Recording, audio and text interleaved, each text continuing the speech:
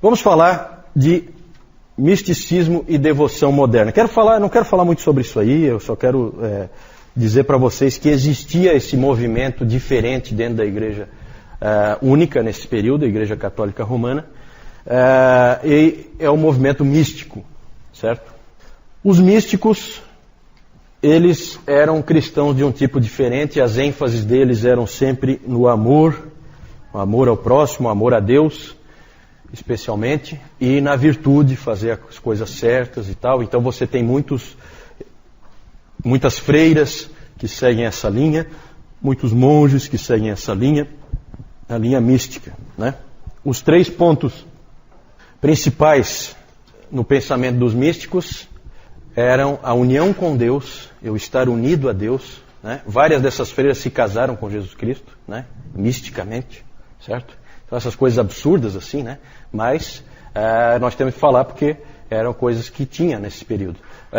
União com Deus, o amor a Cristo e a negação de si mesmo eram pontos importantes para esses místicos, certo? E o conhecimento para eles era sempre uma coisa não tão importante e muitas vezes prejudicial.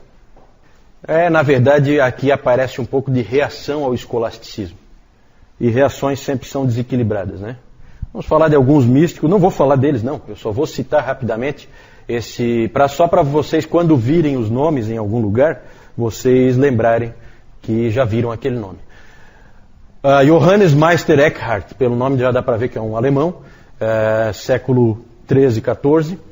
O Dr. Calhoun disse que ele tem um livro, Os Sermões de Meister Eckhart, e ele disse que ele sempre tenta ler algum desses sermões, né? Só que ele nunca conseguiu entender nenhum, né? Então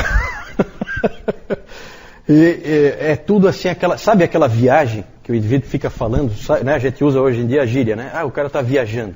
É isso aí que esses caras fazem quando escrevem, né?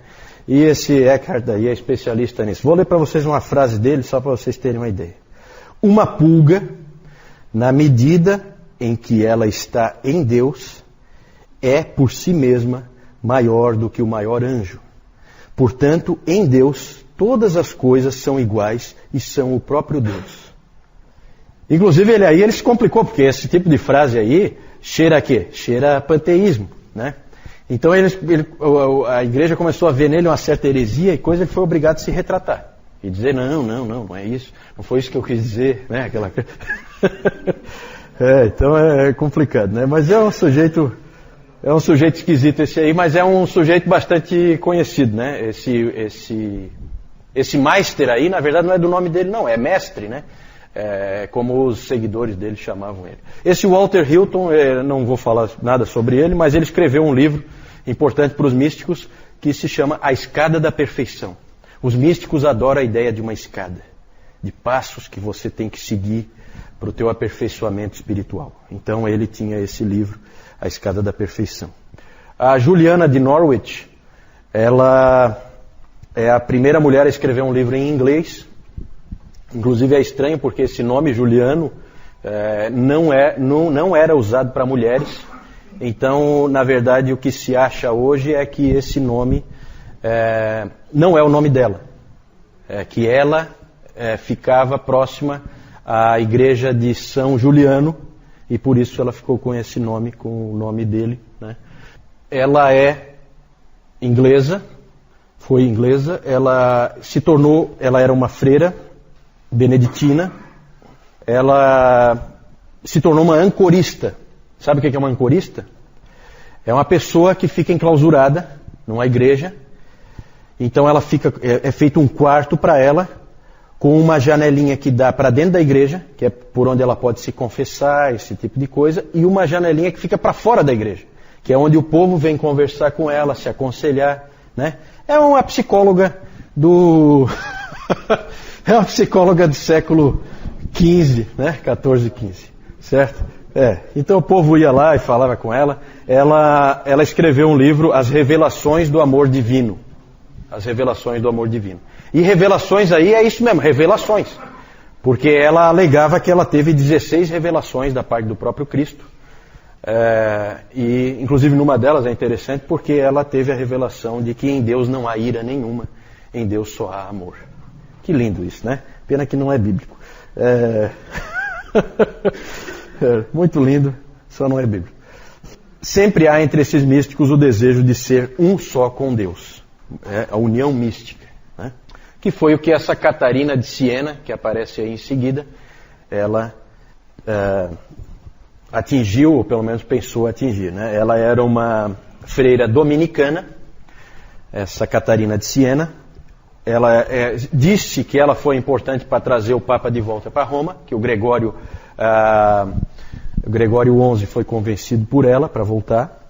Ela era uma mística um pouco diferente, porque ela realmente ajudava as pessoas, ela era uma pessoa que cuidava dos pobres, tinha envolvimento social, né, diferente de outros místicos que só pensam em si.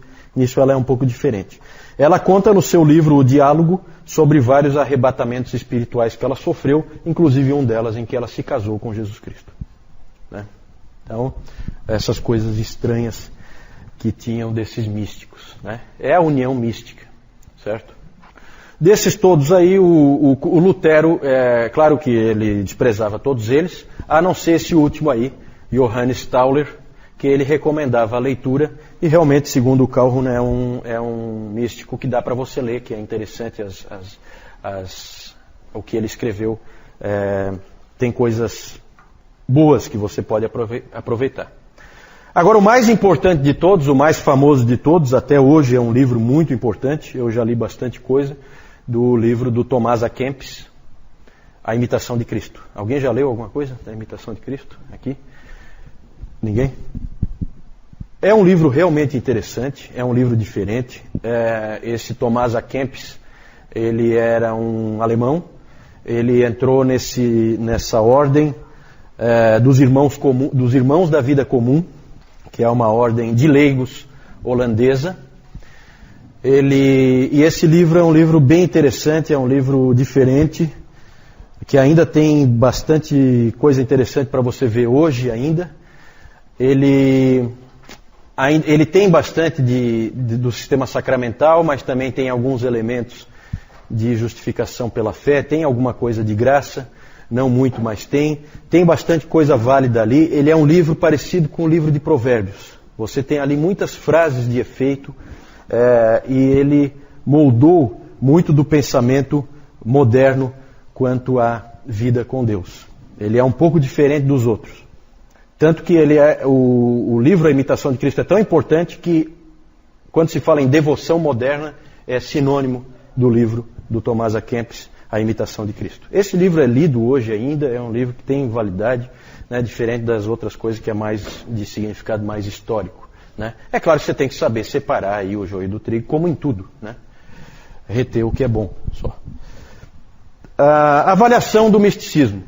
Eu falei que ia ser rápido e realmente isso aí não tem muito por que a gente gastar muito tempo, não tem nada de muito valor aí para nós. O que tem de bom no misticismo? A ênfase no amor a Deus, uma coisa do coração que o escolasticismo não tinha. Isso aí é uma coisa que não dá para a gente dizer que é ruim. A quietude, a humildade, tudo isso eles tinham. A ideia de você se diminuir, né? Tudo isso aí são coisas que você pode ver nesses místicos que são coisas de valor. Por outro lado, aspectos ruins são o extremo individualismo, né? Porque a pessoa realmente pensa nela, uma tendência forte de justificação pelas obras, e essa ênfase em experiência e sentimento em vez da palavra de Deus. Né? Então essas experiências, arrebatamentos e não sei o que, tudo isso aí são coisas perigosas, principalmente quando depois você escreve livros dando autoridade para aquilo ali. Né? Aí é mais perigoso ainda. É isso aí. Aqui então vocês veem a Catarina de Siena, ali vocês têm aqui a pintura da união mística, né? Ali não dá para ver, mas é uma troca de alianças dela com Cristo. Né? Não sei quem é que está ali atrás. Deve ser Maria, né? Geralmente nesse período, Maria era pintada sempre ao lado de Cristo. Certo? Inclusive na Capela Sistina, Michelangelo também sempre pintava. Onde ele pintava Cristo, ele punha Maria meio de lado ali, meio atrás. Né? Dentro do pensamento católico romano, que até hoje é assim. Né?